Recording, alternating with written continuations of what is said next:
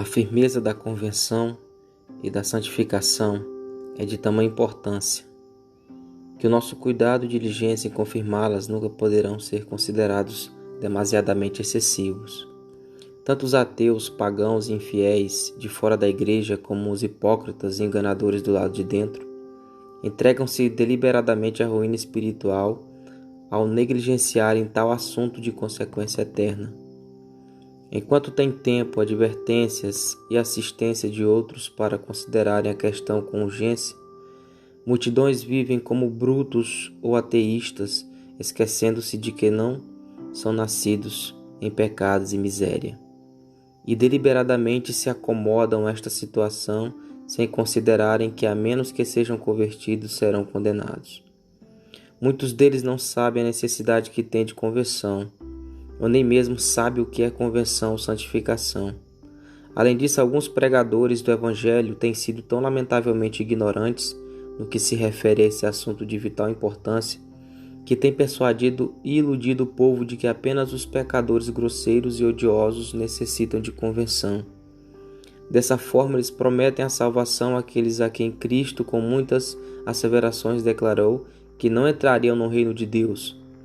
Outros, embora reconheçam que uma profunda santificação seja algo imprescindível, iludem suas almas com alguma coisa que apenas se assemelhe a isso.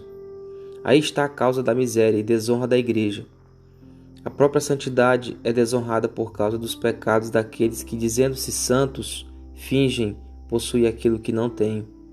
Por isso vemos milhares que se chamam cristãos vivendo uma vida mundana e carnal. Alguns deles odeiam o caminho da piedade.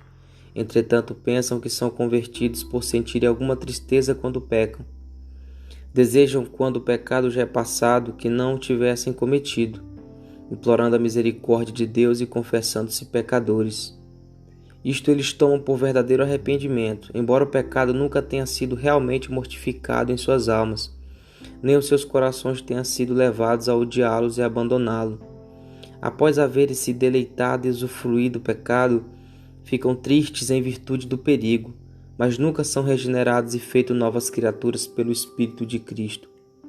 É por isso também que temos tanta abundância de meros opinionistas, que se consideraram pessoas religiosas porque mudaram de opinião ou de denominação, ou ainda porque podem tagarelar contenciosamente contra aqueles que não pensam como eles, ou talvez por terem se unido àqueles que parecem ser os mais piedosos, assumindo assim serem realmente santificados. Isto promove tamanho troca-troca de uma opinião para outra, e tal reprovação, injúrias e divisões pelo seguinte: a religião deles consiste especialmente em suas opiniões. Ela nunca chegou a mortificar suas inclinações e paixões carnais, nem produziu neles uma mente santa e celestial. Por isso também há tantos mestres licenciosos que parecem ser religiosos, mas que não refreiam suas línguas, seus apetites, suas cobiças, sendo antes escarnecedores, caluniadores, beberrões, glutões, imundos e lascivos, ou de algum modo escandalosos para a sua santa profissão, porque desconhecem a real conversão, apegando-se a uma mudança falsa ou superficial. Esta é a razão pela qual há tantos mundanos que se consideram homens religiosos, que fazem de Cristo apenas um servo dos seus interesses egoístas, e buscam os céus apenas como uma reserva para quando nada mais lhe restar na terra. Tais homens são apegados a certas coisas deste mundo, que lhes são tão queridas, ao ponto de não poderem abandoná-las nem mesmo pela esperança da glória. Assim entregam-se a Cristo com secretas exceções e reservas em virtude de sua prosperidade no mundo. Tudo isso porque nunca conheceram uma conversão genuína, a qual deveria ter arrancado dos seus corações este interesse mundano e ter-os libertado inteira e absolutamente para Cristo. É por isso também que há tão poucos mestres que podem desvencilhar-se do seu orgulho, suportar desconsideração ou ofensa, amar os seus inimigos e abençoar aqueles que os amaldiçoam. Sim, ou amar seus amigos piedosos que os irritam ou desonram. E é por isso que há tão pouco que podem negar a si mesmo pela honra de outros, ou fazer qualquer coisa considerável por amor a Cristo, em obediência e em conformidade com a sua vontade. E tudo isso porque nunca experimentaram essa transformação salvadora, que rebaixa o eu e estabelece a Cristo como soberano na alma. Aí encontramos também a razão pela qual se observa atualmente tantos exemplos terríveis de apostasia, tantos ultrajando a própria Escritura que eles julgam ter um dia convertido seus corações, ultrajando o caminho da santidade que um dia professaram, negando o próprio Senhor que os comprou, e tudo porque anteriormente se apegaram a uma conversão superficial e falsa. Oh, quão comum e lamentavelmente esta séria se manifesta entre os mestres. Em seus discursos insípidos, nas invejas e contendas que suscitam, nas suas pretensões religiosas, nas formalidades mortas e divisões impetuosas, ou nas suas mentes egoístas, soberbas e carnais. Uma conversão genuína teria curado tudo isso, ou ao menos os livrado do domínio dessas coisas.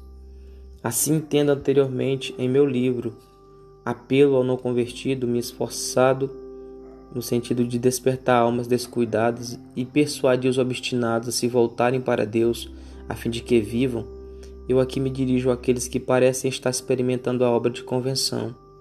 Tenciono dar-lhes algumas sugestões e conselhos para preveni-los a fim de que não venham a perecer antes de nascer. E desejo também evitar a hipocrisia na qual provavelmente estariam fadados a cair.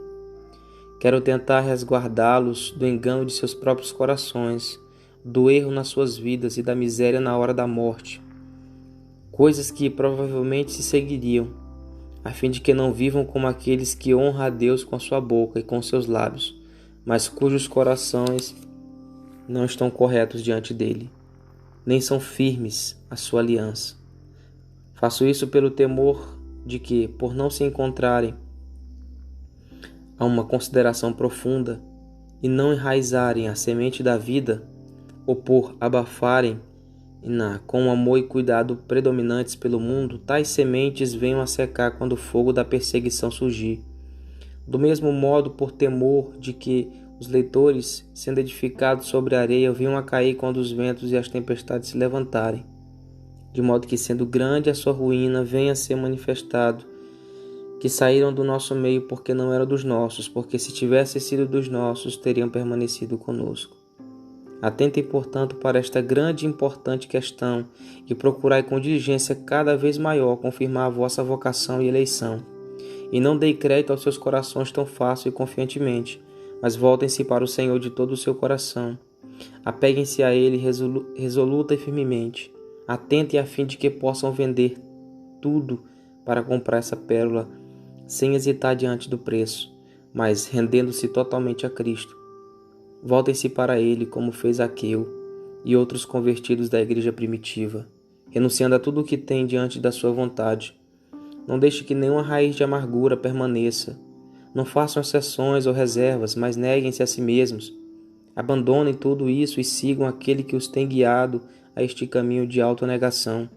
Confiem no seu sangue, nos seus méritos e promessas e no tesouro reservado nos céus. E assim vocês serão seus discípulos e cristãos de fato.